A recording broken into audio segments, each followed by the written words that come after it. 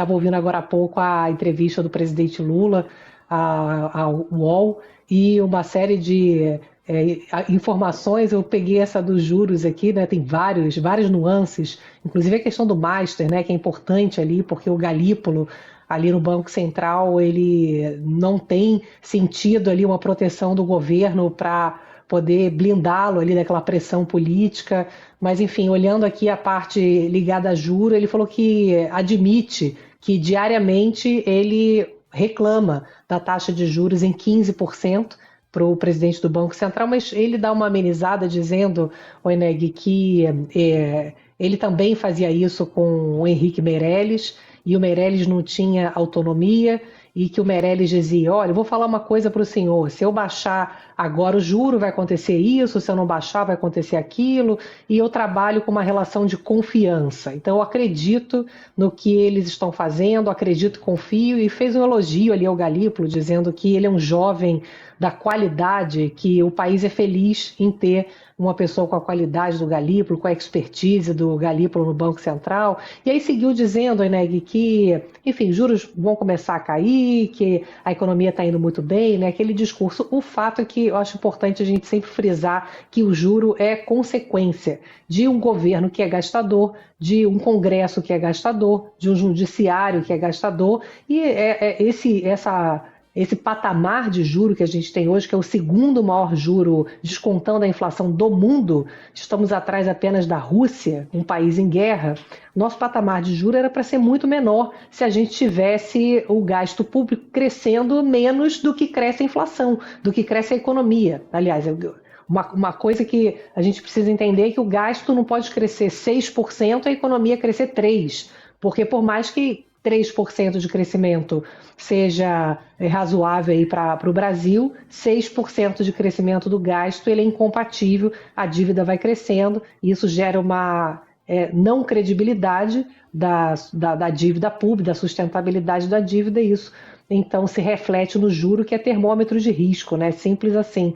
E, Eneg, ali nos bastidores, o que eu estou acompanhando é a equipe técnica se movimentando para o presidente Lula vetar pelo menos aquela parte dos penduricalhos que foi aprovada ontem naquele trem da alegria, né, como a gente falou ontem no Jornal da Band, do aumento salarial para os servidores do Congresso. Que essa questão do penduricalho, especialmente, ela abre novamente um precedente que é uma questão central na discussão da dificuldade de equilibrar as contas do país, que são esses penduricalhos, que é aquela licença de poder trabalhar 3 dias e conseguir folgar um remunerado, porque isso não entra no cálculo do limite que o servidor público precisa respeitar, que é o limite salarial de até R$ 46 mil, em torno disso, que é o salário do ministro do Supremo. Então se tenta agora, pelo menos, tirar o tal do penduricalho, porque o penduricalho não entra nesse limite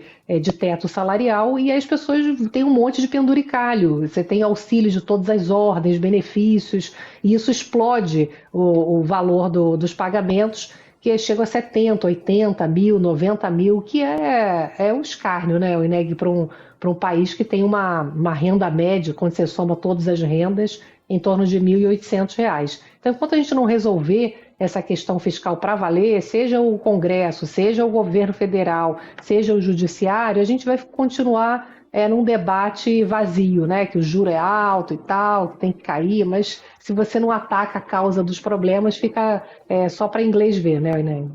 Não, é uma coisa inacreditável, né? E nunca a gente vê um ataque às causas centrais dos problemas do país. O Fernando Haddad deu uma entrevista para o UOL também, e parecia que ele estava em outro planeta, indignado. Depois ele deu uma entrevista para nós, eu achei que talvez fosse um problema específico daquele dia do UOL. Ah, sei lá, ele estava meio mal naquele dia. Aí ele deu uma entrevista para a gente aqui, e eu fiquei com a mesma impressão. Eu falei, não é possível. E fiquei indignado com as perguntas, indignado com as respostas, e não responde às questões centrais. Você fez uma pergunta essencial para ele, desconversou, como se a gente não estivesse tratando de problemas reais.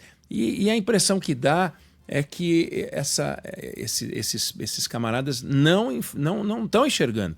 Hugo Mota fez um discurso de abertura do ano legislativo, o Davi Alcolumbre fez um discurso de abertura do ano legislativo, não tem nada a ver, não combina com a decisão que eles tomaram no dia seguinte, né? Fazendo esse trenzão da alegria. Parecia que eles estavam falando sobre paz, sobre organização, sobre os grandes problemas nacionais. O Hugo Mota falou que a gente tinha uma pauta de grandes desafios. Que grande desafio? O grande desafio é aguentar esses caras fazendo estrepulia, Juliana.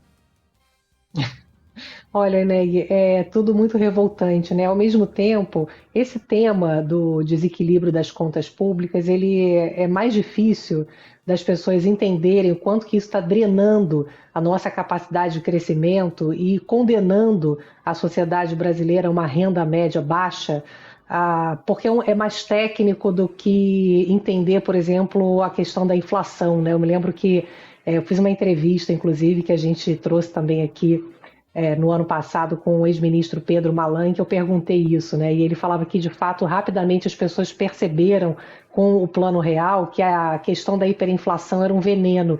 E hoje, quando a inflação sobe, isso afeta o governo, afeta a eleição. Então, isso é um ganho que veio para ficar, que bom, né? Agora, explicar que esse desequilíbrio das contas ele precisa ser resolvido, a gente vê a comoção quando você tem esses movimentos que são absurdos, pessoas ficam revoltadas, óbvio, né? A gente tem um gasto que não para de crescer, beneficiando sempre as elites, e não temos gasto nunca disponível nem de qualidade para melhorar os serviços básicos à população, né? Saúde, educação, segurança.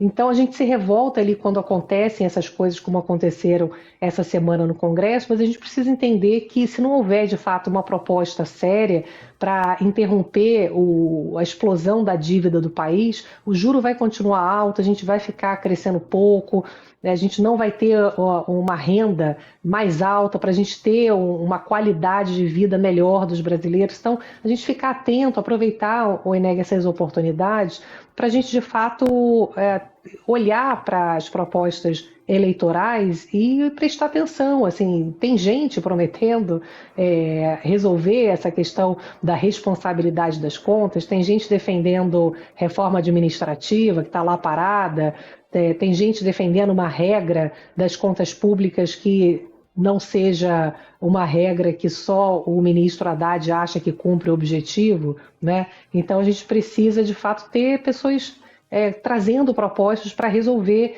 esse problema, que é o desequilíbrio das contas, porque não é só algo que dá uma raiva e tal, ele de fato está impedindo a sociedade brasileira de ter um bem-estar maior. Então a gente precisa se apropriar desse tema das contas públicas, como a gente fala, você fala que, né, o Eneg é difícil traduzir, muitas vezes é um tema chato, é déficit para lá, déficit para cá, mas entender que isso na prática está drenando a nossa capacidade de ter uma vida melhor, né, no Brasil. E uma última coisa para te provocar, só que se você derruba a taxa de juros para um patamar artificial, e pode acontecer, do mesmo jeito que você joga a taxa de juros lá em cima, você pode derrubar para um patamar artificial, leia-se gestões aí, né, daquele Alexandre Tombini, que foi um desastre. A taxa de longo prazo grita, né? A taxa de juros de longo prazo embica lá para cima, porque o mercado tem vários indicadores para apontar quando há um desajuste, né, Juliana? Uma queda artificial, na prática, ela encarece o custo do crédito, porque a Selic ela é uma referência para as taxas de mercado. Então, quando ela não reflete a realidade, os bancos vão te cobrar, a hora que você for pedir crédito, um juro muito mais alto do que a taxa Selic. Então, na prática, não é isso que funciona, né? O investidor vai pedir mais para financiar o Brasil, então cai em descrédito e, no fundo, acaba tendo o próprio governo dificuldade de rolar a sua dívida com uma taxa de juros que não reflete o tamanho do risco. A preocupação, Eneg, é a gente também ficar de olho nessa pressão política que sempre tem, para poder forçar a queda de juros. A gente tem hoje uma equipe do Banco Central muito afinada, que tem credibilidade, inclusive o próprio Galípolo, que chegou com uma desconfiança de que pudesse representar ali uma pressão política dentro do Banco Central, ele conquistou essa confiança, essa credibilidade que é fundamental para que agora os juros caiam de forma consistente e reflitam uma realidade que é a queda da inflação.